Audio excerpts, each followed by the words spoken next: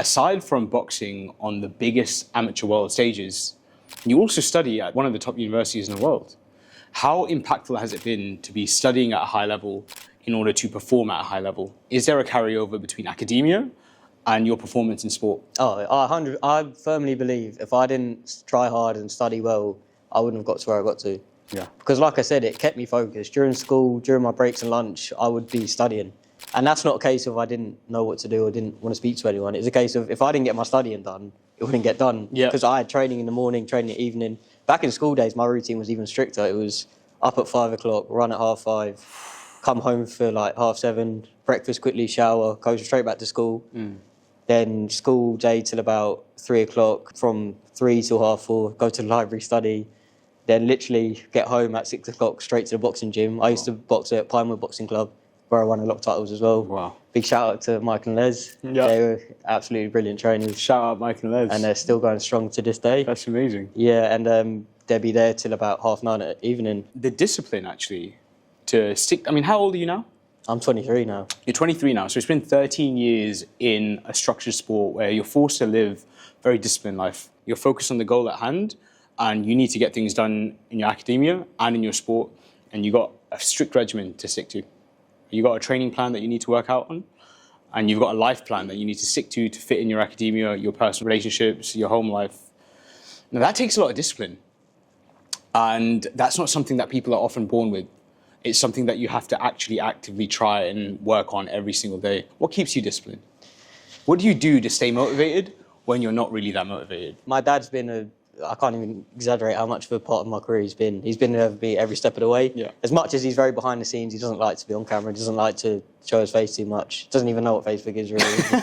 Still thinks that if you download the app, it's going to be all over the world. But he's definitely been there, not to force me to, or even tell me to do things, just to be that person I look to and think, he's put everything into him, I want to give it back. I tell him I want to do things, I'm sticking to my word. He sticks to his word to me no matter what. So he's definitely been a big part. But at the end of the day, I do it for me. I think when I got that little bit of success at first, I became a little bit addicted to it, like anyone does. I've come from a lovely life, lovely family. I've never had to really go out my way to get anything, you know?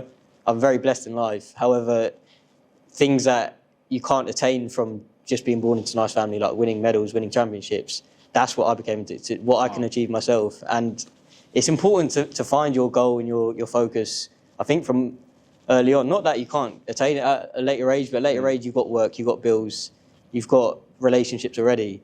Because I found out at an early age, it became ingrained into me. Uni students saying, like, how did you get to this lecture on time and study so early? I'm like, well, I was already off, I did my run. Yeah. It's just, I've done this all my life. Uni was more of a holiday, really. When people say, oh, lecture start at 9, I was thinking, that's a lay-in for me. Like, I'm normally off at like 4:30. I can't remember the last time I went to a 9 a.m. class. No. I think it was 2017. I was shocked when I saw about 5 people my first 9 a.m. I thought, where is everyone? I thought I was in the wrong class. So your dad introduced you to boxing at a really early age, right? Yeah. And I think it's interesting because a lot of the best fighters in the world were coached by their dad early on, right? Yeah. How impactful was that? Aside from building an early routine and finding out discipline, what else did you learn from training with your dad early on? So actually, my dad never trained me, which is a key point to make. So me and my dad, I love my dad endlessly. However, we found out at an early age, and I think he even said he didn't want to be my coach because we have such a great relationship as father and son. You see a lot of things, they can go a bit bitter. Not that it ever would between me and him. Yeah. We're very straight on, we're very straightforward to the point with each other, but it's more just a case of he loved me, but he also loved me doing what I wanted to do. He never forced me to box. I begged him to take me to a gym. I was very, I wouldn't say aggressive, but a very active kid. Yeah. I liked wrestling, I liked fighting, I love watching martial arts. Yeah. Every time, like Ip Man, Bruce Lee, I loved all that stuff. So he just wanted the best for me, like he did for my sisters. He took them to gymnastics, he took them to dance. He's just been a great dad. However, he never forced us to do it. So the main thing was he wanted to put me in a gym where I sort of had to work for it myself. He didn't want to be there forcing me to do that or telling me to do this. He wanted me to work off my own back, you know? I think it was hard for him to watch me get into a sport that he's been in himself. He's experienced it. He knows the highs and he knows there's definitely some lows. But him being there throughout the ways made sure he's guided me in the right direction. He's never let anyone be around me that's got the wrong energy about them or wants it just for themselves. You know, he's always had people around me support me for my need and my benefit. He's just been my biggest motivator throughout my career. And don't get me wrong, there's been questions throughout my life and my career where sometimes I've woken up like 5 a.m. and think, I don't want to do this anymore.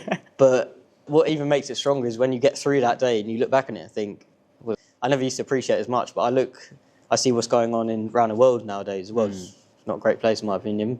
But there's good places and bad.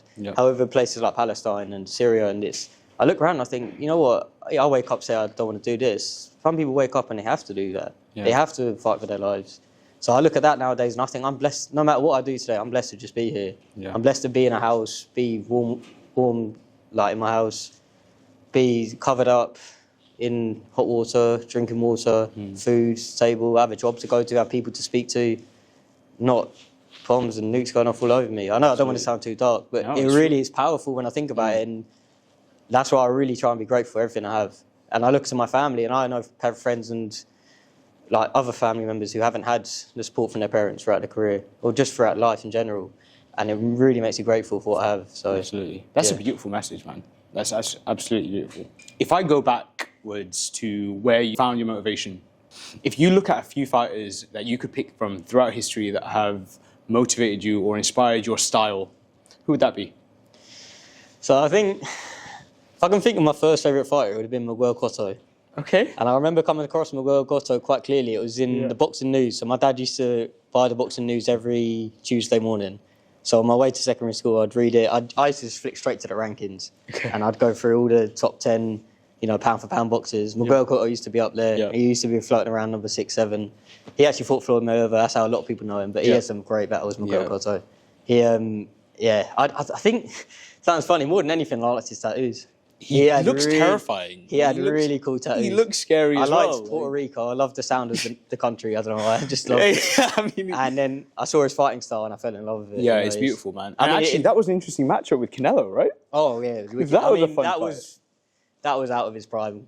That was Cotto. But in his prime, he was vicious. But also, it's like a different weight, size as well. The difference is insane. Yeah, but he didn't care who he fought. That's why I love people who fought the best and didn't care who's in front of them. 2 arms, 2 legs, they'll have him,